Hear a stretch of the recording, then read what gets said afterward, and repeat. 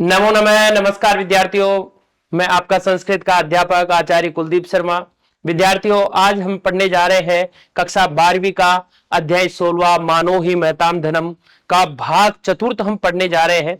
इससे पूर्ववर्ती जो 3 भाग थे उसके अंतर्गत जिस प्रकार हमने जाना कि एक व्याघ्र और एक जो सिंह है, शेर है, और एक जो श्रृगाल है, गीदड़ है, उसकी कहानी को हम देख रहे थे। देखा कि पूर्व जन्म की कृत्यों के कारण एक राजा अगली योनि में जो है, अगले जन्म में एक श्रृंगार बनता है, और वो पूर्व जन्म के कृत्य उसको याद होने के कारण वो नेक्स्ट जन्म में अपने आप को बड़ा ईमानदार, पवित्र और हर प्रकार से अपने आप को शुद्ध रखने का प्रयास करता है। कैसे उसको इसी विद्वता, उसकी योग्यता इत्यादि के कारण एक शेर के द्वारा उसको सचिव पद दिया जाता है, और शेर के पूर्व कर्मचारी जो थे उसके कैसे उसके प्रति ईर्ष्या करते हैं।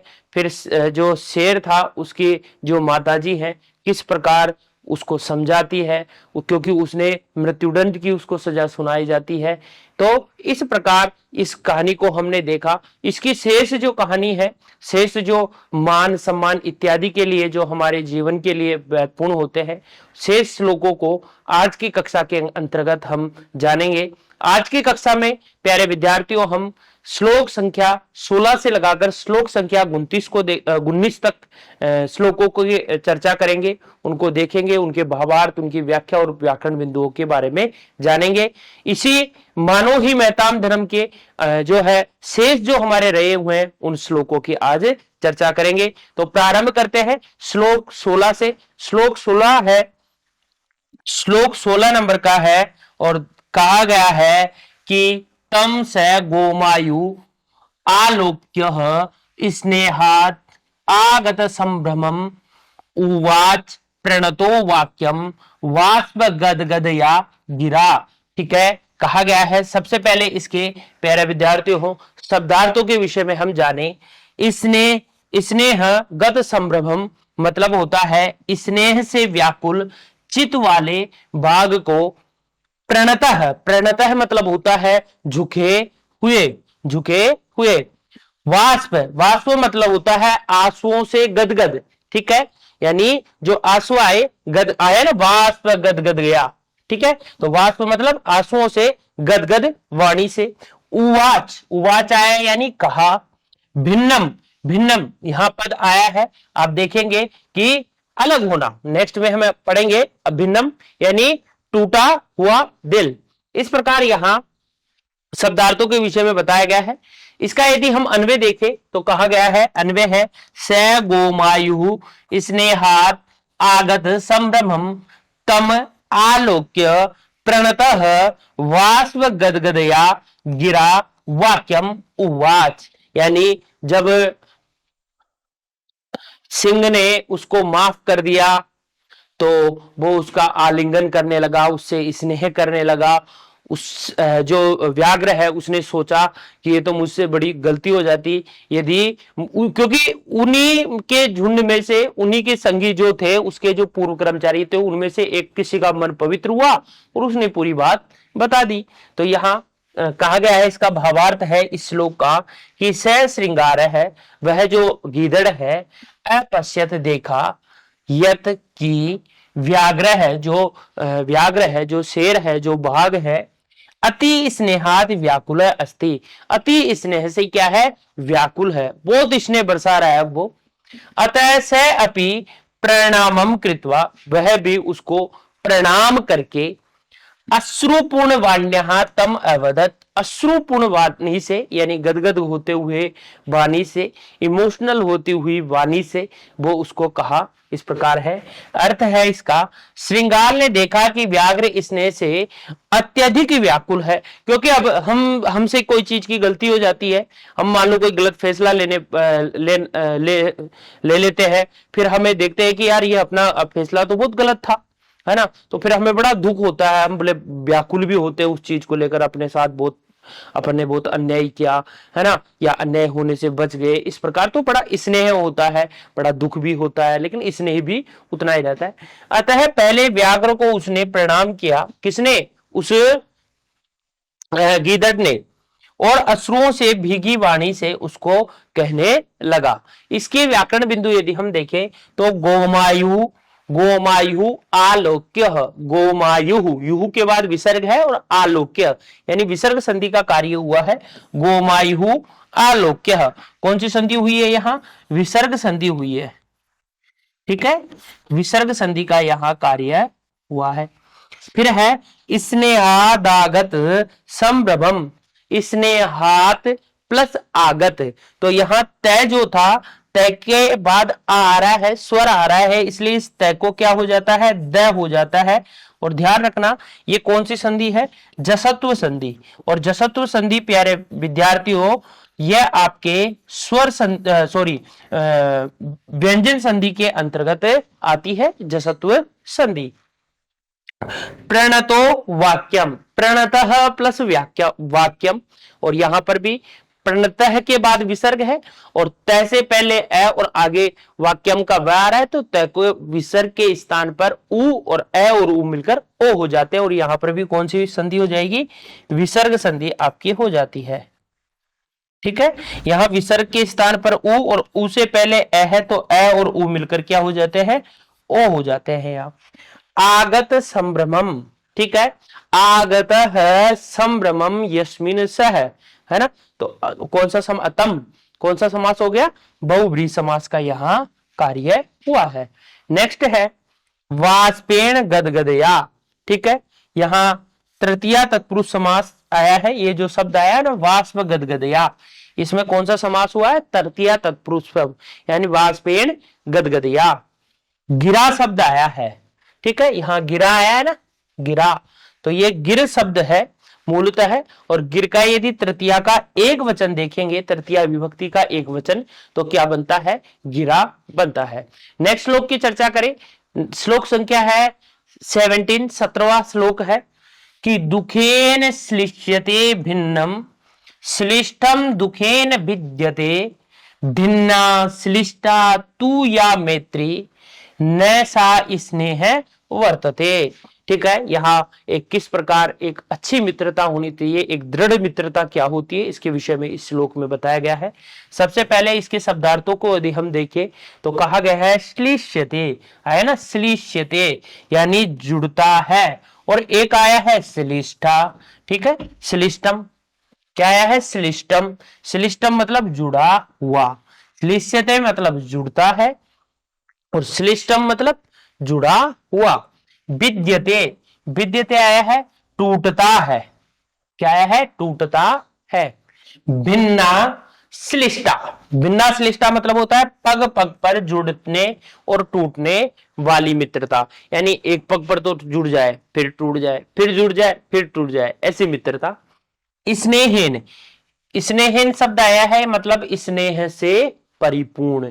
यदि इसका अन्वय देखा जाए, वो कहा जाता है कि ये किस विषय में है, तो अस्मिन पद्य कीदृशी मैत्री दृढ़ है, किस प्रकार से एक मित्रता दृढ़ हो सकती है, विश्वासपूर्ण हो सकती है, उसके बारे में यहां हम जानेंगे। अन्वय है इसका भिन्नम दुखेन श्लिष्यते, श्लिष्टम दुखेन भिद्यते, वह या मैत्री भिन्ना श्लिष्टा स तु स्नेह न वर्तते। कहा जाता है कि मित्रता के विषय में ही कहा है कि ऐसी जो बार बार टूटे जुड़े, ठीक है, तो या तो स्नेह नहीं है या विश्वास, कारण दो ही होते हैं। आपकी मित्रता अच्छी चलेगी, लंबी चलेगी, विश्वास होगा और स्नेह होगा।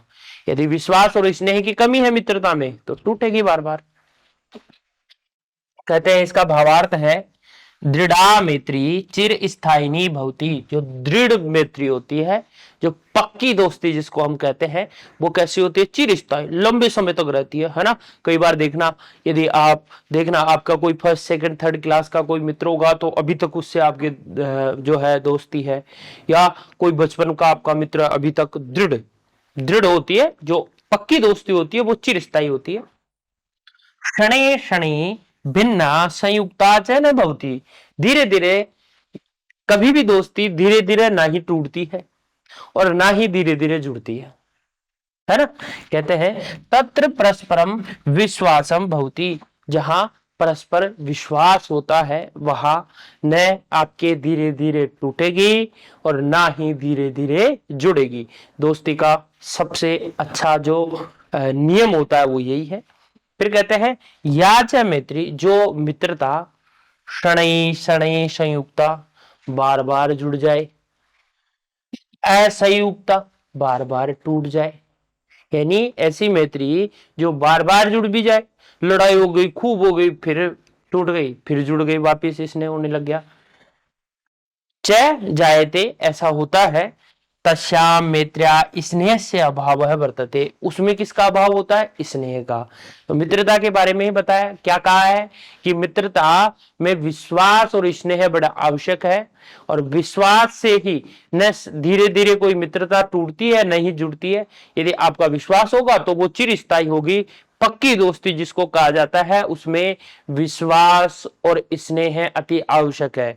आप में यदि विश्वास और स्नेह की कमी है तो फिर वो मित्रता आपकी पक्की है ही नहीं, फिर वो दृढ़ मैत्री नहीं है, और वो ना ही लंबे समय तक चल सकती है। इसलिए यदि आपका कोई दोस्त हो तो उसको भी ये श्लोक बताना, और आप स्वयं भी इस श्लोक का पूर्ण रूप से आपको पालन करना है कि हमें यदि किसी पर विश्वास हो, अटल विश्वास हो, सत्य विश्वास हो, जो है स्नेह हो पूर्ण रूपेण, तो फिर हमारी दोस्ती कैसी है? दृढ़ है, पक्की रहेगी। और आपकी और हमारी दोस्ती भी कैसी रहेगी? एकदम चिरस्थायी रहेगी, पक्की रहने वाली है। ठीक है।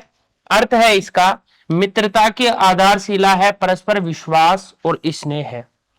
वह एक बार स्थापित हो जाए तो टूटती नहीं है, और टूट जाए तो जुड़ती नहीं है।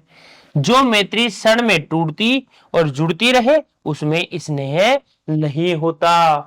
स्नेह होता ही नहीं, बार बार टूटेगी और जुड़ेगी। इसके व्याकरण बिंदुओं को देखें। भिन्नम शब्द आया है, ध्यान रखना, भिद धातु से यदि कत प्रत्यय किया जाएगा और नपुंसक लिंग प्रथमा के एक वचन का रूप बनाया जाएगा तो यह शब्द बनता है भिन्नम। विद धातु से कत प्रत्यय मिलकर क्या बना है? भिन्नम पद बना है। श्लिष्टम जो पद है वो श्लिष्ट श्लिष्ट धातु है, और उसमें यदि कत प्रत्यय जोड़ा जाएगा और नपुंसकलिंग प्रथमा का एक वचन का रूप क्या बनेगा? श्लिष्टम। श्लिष श्लिष कौन सी धातु है? श्लिष, श्लिष्ट नहीं, श्लिष धातु। भिन्ना और श्लिष्टा, देखो विद धातु से कत प्रत्यय ही करेंगे, लेकिन स्त्रीलिंग में तो क्या बनेगा? स्त्रीलिंग में क्या बनेगा? भिन्ना। पुल्लिंग में भिन्न है, और नपुंसक लिंग में भिन्नम। इस प्रकार बनता है। देखो धातु एक ही है, विद धातु। ठीक है। यदि कत प्रत्यय से रूप बनाएंगे तो इसमें तीनों लिंगों में बनेंगे। जैसे बनाया भिन्न है तो पुल्लिंग का बन गया, भिन्ना बनाया तो स्त्रीलिंग का बन गया, और भिन्नम बनाया तो कौन से लिंग का हो गया? नपुंसक लिंग। तीनों लिंगों में चलता है कत प्रत्यांत रूप। इसी प्रकार हमने एक श्लिष धातु है, कौन सी है? श्लिष। यदि श्लिष धातु में यदि कत प्रत्यय कर दिया जाएगा तो शब्द बनता है, पुल्लिंग में तो बनता है श्लिष्ट है। स्त्रीलिंग में क्या बनेगा? श्लिष्टा, और नपुंसक लिंग में श्लिष्टम। ठीक है। ये पुल्लिंग का, ये स्त्रीलिंग का, ये नपुंसक लिंग का। ठीक है। पुल्लिंग, स्त्रीलिंग और नपुंसक तीनों में बनेंगे। विद धातु से कत प्रत्यय पुल्लिंग में भिन्न है, स्त्रीलिंग में भिन्ना, नपुंसक लिंग में भिन्नम। श्लिष धातु से कत प्रत्यय किया तो श्लिष्ट है पुल्लिंग में, श्लिष्टा स्त्रीलिंग का, और श्लिष्टम नपुंसक लिंग का। इसी प्रकार श्लिष्यते, यह स्त्रीलिंग प्रथमा का एक वचन बना है। श्लिष्यते शब्द आया है। ठीक है। श्लिष क्रमवाच्य में यदि लट लकार के प्रथम पुरुष एक वचन का रूप बनाएंगे तो क्या बनेगा? श्लिष्यते। ठीक है। नेक्स्ट है विद्यते आया है, विद धातु से ही है। यदि क्रम वाच्य में बनाएंगे लट लकार प्रथम पुरुष एक वचन का जो रूप बनेगा वो कौन सा बनेगा? विद्यते आपका रूप बनेगा। नेक्स्ट श्लोक की ओर चलते हैं। 18वां श्लोक है कि कश्चिद देव हिते हिते भर्तुः दृश्यते न परात्मनो कार्यापेक्षा ही वर्तन्ते भाव स्निग्धा सुदुर्लभा। सबसे पहले इसके शब्दार्थों की बात की जाए। कहा गया है, यहाँ श्लोक के विषय में कहा गया है, इसमें बताया गया है कि किस प्रकार वो भावपूर्ण, हितकारी और अपने प्रायों के विषय में कहा है। पुनः एक बार बोलता हूं, कश्चित देव हिते भर्तुर दृश्यते न परात्मनो कार्यापेक्षा ही वर्तन्ते भाव स्निग्धा सुदुर्लभा। ठीक है। भर्तु, भर्तु मतलब स्वामी के, हित मतलब हित में, दृश्यते दिखाई देते हैं। आया ना दृश्यते, का आया दृश्यते, भर्तु आया है यहाँ, हित आया है यहाँ। ठीक है। न परात्मनो आया है, न परात्मनो मतलब अपने और पराये के हित में नहीं, कार्यापेक्षा मतलब स्वार्थी और मतलबी। भाव स्निग्धा आया शब्द, भाव स्निग्धा यानी शुद्ध भाव वाले स्नेही। कैसे? शुद्ध भाव वाले स्नेही। यदि कहा गया है यहाँ इस श्लोक में कहा गया है कि अस्मिन पद्य ज्ञापितम यत, इस पद्य से हमें यह ज्ञान होता है कि शुद्ध हृदया जना, जो निर्मल हृदय, शुद्ध हृदय, पवित्र हृदय वाले जो लोग हैं, स्वामी हितकारा दुर्लभा एवं भवती, स्वामी के लिए कैसे होते हैं? हितकारी होते हैं।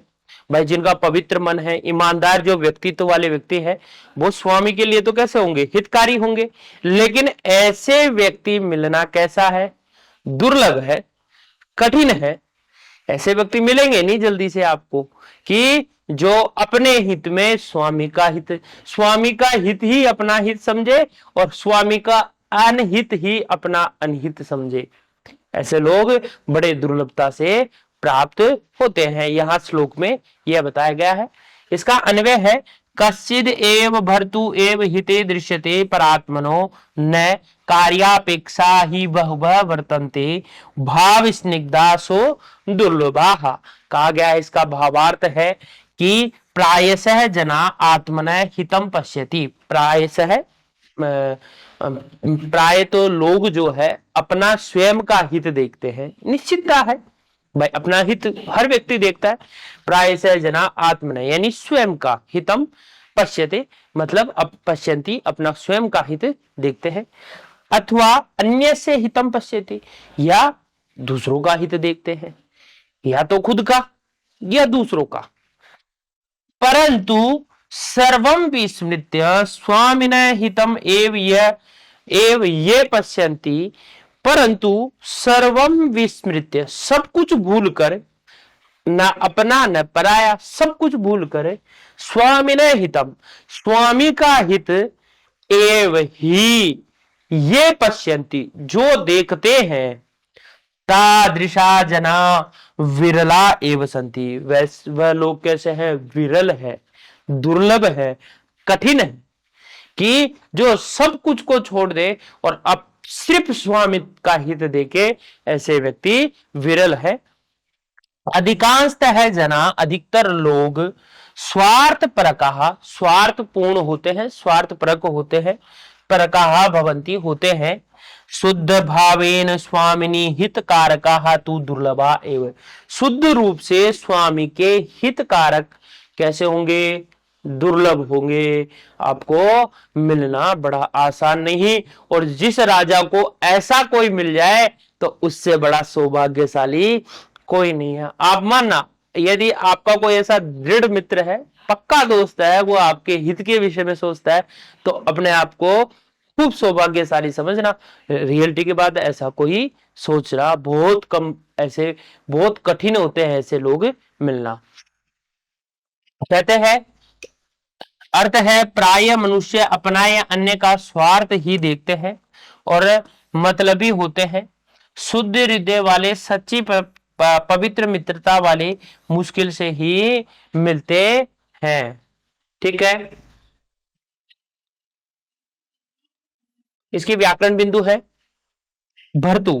भर्तु शब्द है जो भर्तरी शब्द है और इसके षष्ठी का एक वचन बनता है भर्तु। ठीक है। यहां आया ना भर्तु। ठीक है। परमात्मनो हो, परमात्मनो शब्द आया है, परस्य च आत्मनः च, है ना, दूसरे का और स्वयं का द्वंद्व समास हो गया। परस्य च आत्मनः च द्वंद्व समास हो गया। कार्यापेक्षा यानी कार्यम अपेक्षितम यही ते कार्यापेक्षा, ठीक है। भाव स्निग्धा, ठीक है, भावेन स्निग्धा या भावेन सहयुक्तम, षष्ठी सप्तमी तत्पुरुष समास है, भावेन में सप्तमी होती है। सुदुर्लभा, है ना, देखो दुखेन लभ्यते इति दुर्लभ, जो दुख से प्राप्त, दुख के द्वारा जो लाभ प्राप्त करे वो दुर्लभ है ना। दुर्लभ किसे कहते हैं भाई, जो हमें दुख में भी लाभ दे, उपपद तत्पुरुष हो गया। और सम्यक दुर्लभ, जो बहुत कठिनता से हो, तो सुदुर्लभ कहा गया है उपपद तत्पुरुष समास। नेक्स्ट श्लोक है, और हमारे जो अध्याय 16 है, मानो ही महताम धनम, इसका सबसे अंतिम श्लोक हम पढ़ रहे हैं। और इससे पूर्ववर्ती जितने भी मैंने आपको 18 श्लोक पढ़ाए हैं, मुझे पूर्ण विश्वास और आशा है कि आपको जरूर वो अच्छे से समझ में आए होंगे। मैंने हर तरीके से और बिल्कुल एकदम शॉर्ट और एक सही तरीके से एक एक शब्दावली की व्याख्या करते हुए उनको आपको बताया है। लास्ट श्लोक है कि एवं विधम शांतम उक्त्वा धर्म कामार्थ हेतुमत प्रसादित्वा राजानाम गोमायु वनम अभ्यगत। अलग अलग संधि करके मैंने बोला है।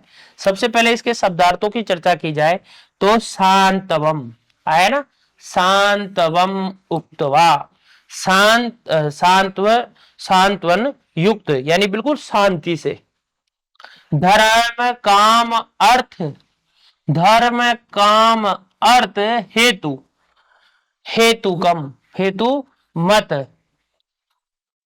यानी धर्म अर्थ काम और युक्तियों से युक्त हितकर, ठीक है।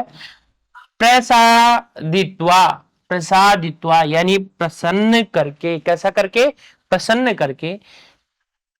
वनम वन को, अभ्यागात आया ना, अभ्यागात, वनम अभ्यागात मतलब चला गया। कौन चला गया, सोचो सोचो कौन गया होगा, कौन चला गया, अपने जो राजा थे उसको प्रणाम करा और कहता है मुझे अब माफ कीजिए, अब मैं चलता हूं वन की ओर। कौन, गीदड़, ठीक है।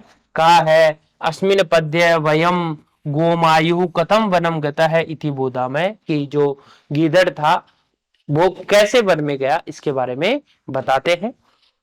अन्वय है इसका कि धर्म काम अर्थ हेतु मत एवं विधम शांतवम उक्त्वा राजानम प्रसादित्वा गोमायु वनम अभ्यगत। मतलब धर्म कर्म, धर्म अर्थ काम आदि के विषय में, आदि जो विद्याएं हैं उनके विषय में बताकर और राजा को बिल्कुल प्रसन्न करके, प्रसन्न कर दिया एकदम, और वह किसका चला गया, वन में। भावार्थ है इसका, श्रृंगालय व्याघ्रम धर्म काम अर्थ पूर्णानि शांति युक्तानि वचनानि उक्त्वा। श्रृंगाल ने व्याघ्र को धर्म काम अर्थ पूर्ण शांति युक्त वचनों को कहा, राजा को कहा। प्रसन्नम चकृत्वा प्रसन्न करा करके, सचिवम पदम त्याक्त्वा और मंत्री का पद त्याग करके, वैराग्य प्राप्त है वनम आगच्छत वन में चला गया वैराग्य प्राप्ति के लिए। भाई मुझे माफ कीजिए, मैं ऐसे षड्यंत्रों में नहीं फंसना चाह रहा। आज तो आपने क्रोध हुआ है और एन के एन प्रकारेण वो क्रोध रुक गया, नहीं तो मृत्यु निश्चित थी। और ऐसे जो ये षड्यंत्र जो यहाँ चलते उनमें नहीं पड़ना, उनको धर्म काम इत्यादि की बातें उनसे की, राजा को प्रसन्न करा और कहा साहब मुझे मुक्ति दीजिए सचिव पद से, और चला जाता है। आया है अर्थ है गीदड़ व्याघ्र को इस प्रकार अनेक शांतिपूर्ण अर्थ धर्म अर्थ काम युक्त वचन कहकर प्रसन्न करके सचिव पद को त्याग कर वन में चला गया, क्योंकि मान ही महापुरुषों का धन है। मानो ही महताम धनम, मान सम्मान जरूरी है। सबसे बड़ा जीवन का अटल सत्य है कि जहां सम्मान है वहां धन की आवश्यकता नहीं, और जहां सम्मान नहीं, चाहे धन कितना ही हो, कोई मतलब नहीं। ठीक है, और धन और मान दोनों हो तो फिर तो मजा ही कुछ और है। व्याकरण बिंदु आते हैं इसके। उक्तवा, उक्तवा में ब्रू मूलतः धातु होती है, ब्रू को बच आदेश होता है, और बच को भी उस आदेश हो जाता है, उक है ना, चैको का, और व को उ, और कत्वा प्रत्यय लगकर जो है कौन सा शब्द बना है, उक्तवा। वच धातु में कत्वा लगा जब उक्तवा बना। प्रसादित्वा शब्द है, प्र और सद, प्र उपसर्ग पूर्वक यहाँ सद धातु है, और नीच और कत्वा प्रत्यय है, जिसे प्रसन्न करके इस अर्थ में यह आता है सद धातु, है ना। राजानम, राजन शब्द में यदि द्वितीया का एक वचन लगाएंगे, राजा, राजानऊ, राजान, राजानम, द्वितीया का एक वचन क्या बनता है, राजानम। एवं विधम, यह क्या है, एवं विधम अव्यय है यहाँ। ठीक है, धर्म काम अर्थ हेतु मत, देखो धर्मश्च कामश्च अर्थश्च, धर्म कामार्थ है, कौन सा समास हो गया, द्वंद्व समास। और चैकी योग में तो वैसे भी धर्म और काम और मोक्ष इस प्रकार अर्थ है। धर्म कामार्थस्य हेतु, यहाँ षष्ठी तक पुरुष समास भी हो सकता है कि धर्म काम अर्थ हेतु अस्ति अस्य, धर्म काम अर्थ हेतु मत, मतु प्रत्यांत यह शब्द बनकर यहाँ षष्ठी भी हो सकती है और ये भी हो सकता है। ठीक है, यहां तक हमने हमारा आज 16वां चैप्टर बिल्कुल कंप्लीट हो जाता है। एक हमारे मान सम्मान इत्यादि के लिए एक बहुत अच्छी यहाँ कहानी बताई गई है, श्लोकबद्ध रूप से उसको मैंने आपको कहानी भी सुनाई, श्लोक भी पढ़ाया, जो कहानी उसमें विदित थी उस सब के विषय में आपको मैंने यहाँ पढ़ाया। और मुझे पूर्ण विश्वास और आशा है कि जरूर आपको ये चैप्टर मजेदार लगा होगा, अच्छा लगा होगा और शानदार तरीके से आपको समझ में आया होगा। तो आज के लिए इतना ही, जल्द नेक्स्ट चैप्टर हम करेंगे। बहुत बहुत धन्यवाद। जय तु संस्कृतम, जय तु भारतम।